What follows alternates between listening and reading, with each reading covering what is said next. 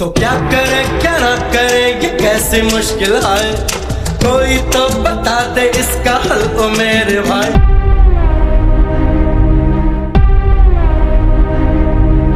नाज़रीन आदाब, टीवी में आप तमाम का खैर मकदम है। क्या करें क्या ना करें, कैसी मुश्किल है। आजकल दरवेश ग्रुप के इन्वेस्टर्स का यही हाल है और हर कोई इन्वेस्टर काफ़ी परेशान नज़र आ रहा है। 10% के चक्कर में कई लोगों ने अपनी जमा पूंजी को दरवेश के हवाले किया। कई ऐसे अफराद हैं जिन्होंने दूसरों का देखा देखी अपने मकानों को रहन डालते हुए दरवेश में इन्वेस्ट किया। कुछ लोग ऐसे भी हैं जिन्होंने अपने घर के सोने को बैंक में रहन रखते हुए लोन हासिल किया और उसको दरवेश में इन्वेस्ट किया। इसी तरह कुछ लोगों ने बाज़ाब्ता तौर पर कर्ज लेकर भी दरवेश ग्रुप में इन्वेस्ट किया ताकि दरवेश ग्रुप के जानिब से माहाना 10% अगर कमीशन आए तो उसमें वो कर्जा चुकाएंगे और आगे खुशी और राहत की ज़िंदगी जिएंगे। लेकिन जैसा कि आप सभी जानते हैं कि हालिया दिनों में क्या कुछ वाक़यात दरवेश ग्रुप में पेश आए, जिसके बाद हर कोई परेशान है। कुछ लोगों ने अपने बच्चों की शादी के लिए जो रुपए रखे थे उसको भी ले जाकर दरवेश ग्रुप में उन्होंने इन्वेस्ट कर दिया।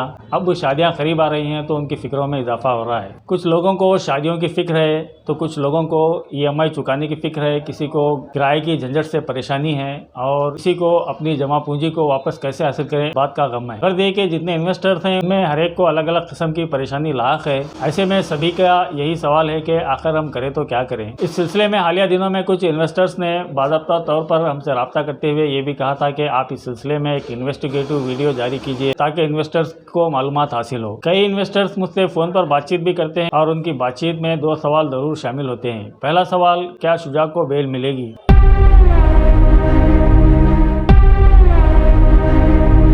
दूसरा सवाल, क्या इन्वेस्टर्स के पैसे वापस मिलेंगे और कब?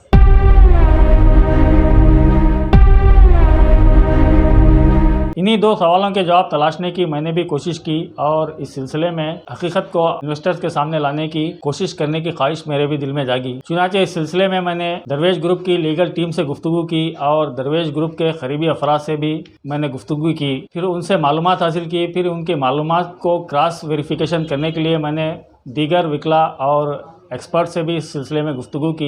पुलिस अहलकारों और साबिका पुलिस ओहदेदारों से भी मैंने इस सिलसिले में गुफ्तगू की। इसके अलावा बेंगलोर में जिन्होंने IMA का स्कैम देखा उन सीनियर रिपोर्टर से भी मैंने इस सिलसिले में गुफ्तगू की। इन तमाम से गुफ्तगू करने के बाद जो जानकारी मुझे हासिल हुई और जो नताइज हमने अखज़ किए उसको हम आपके साथ शेयर करने की कोशिश कर रहे हैं। हम ये नहीं कहते कि हमारी बात पर आंखें बंद करके भरोसा कर लीजिए, लेकिन इतना ज़रूर है कि हमने बड़ी मेहनत से ये सारी मालूमात जमा की हैं जो आज हम आपके साथ शेयर करने जा रहे हैं। पहला सवाल तो यही है कि क्या शुजा को बेल मिलेगी?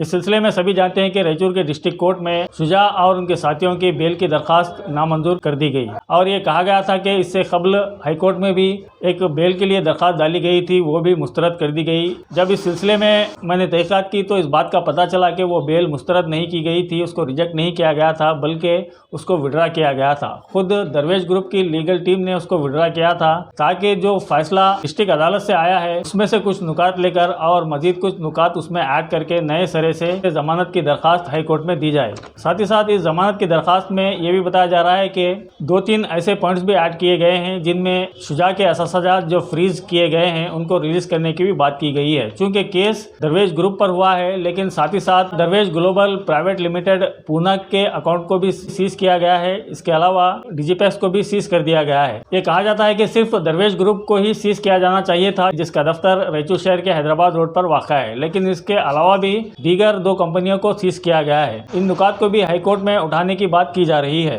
अब रही बात जमानत की, तो चूंकि आने वाले 2-3 दिनों तक दशहरे के हॉलीडेज़ हैं, दशहरे के हॉलीडेज़ ख़त्म होने के बाद अगर बेल के लिए हाई कोर्ट में दरख्वास्त दाखिल की जाए तो अंदाज़न अक्टूबर के तीसरे हफ्ते में ये दरख्वास्त दाखिल की जा सकती है, जबकि नवंबर के पहले हफ्ते में इस पर सुनवाई होगी और इसके बाद इस सिलसिले में मजीद इस्तिफ्सार के लिए HCGP को कोर्ट तयन कर सकता है, यानी हाई कोर्ट गवर्नमेंट प्लीडर या फिर स्पेशल PP को भी तैनात किया जा सकता है। जब इनका जवाब आने के बाद दोनों तरफ की सुनवाई मुकम्मल हो सकती है, उसके बाद ही बेल मंजूर हो सकती है। लीगल एक्सपर्ट्स का ये कहना है कि नवंबर के आखिर तक ये कार्रवाई चल सकती है और नवंबर के आखिर में या फिर दिसंबर के पहले हफ्ते में शुजा को बेल मिलना मुमकिन नज़र आ रहा है। इसके अलावा रायचूर डिस्ट्रिक्ट कोर्ट में जो केस चल रहा था उसके ट्रायल का बाज़ाब्ता तौर पर आगाज़ भी हो चुका है और रायचूर के कोर्ट में उसकी सुनवाई की जा रही है, जो कि लंबे अरसे तक चलती रहेगी।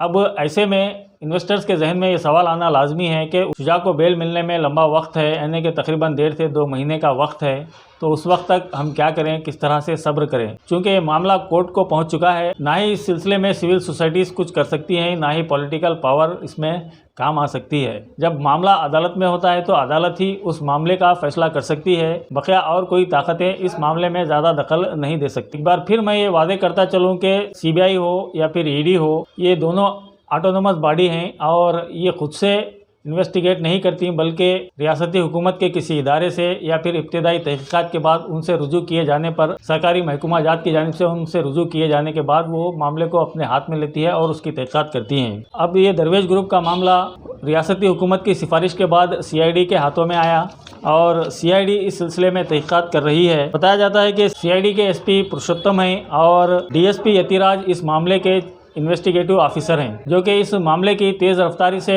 तहकीक करने में लगे हुए हैं। इस मामले की शिकायत की सुनवाई के लिए जो ब्रांच खोली गई है वो CEN पुलिस कहलाती है, यानी साइबर इकोनॉमिक और नारकोटिक्स पर मुबनी जराइम की वो तहकीकात करती है। अब इन मामला के बाद दूसरे सवाल पर आते हैं और दूसरे सवाल का उठना लाजमी है कि क्या इन्वेस्टर्स को पैसे मिलेंगे और कब। इस सिलसिले में जो मैंने एक्सपर्ट से बातचीत की है उसके बाद एक बात सामने आई कि पैसे मिल भी सकते हैं, लेकिन इस लेकिन का जवाब हम अपने आने वाले वीडियो में आपको ज़रूर देंगे।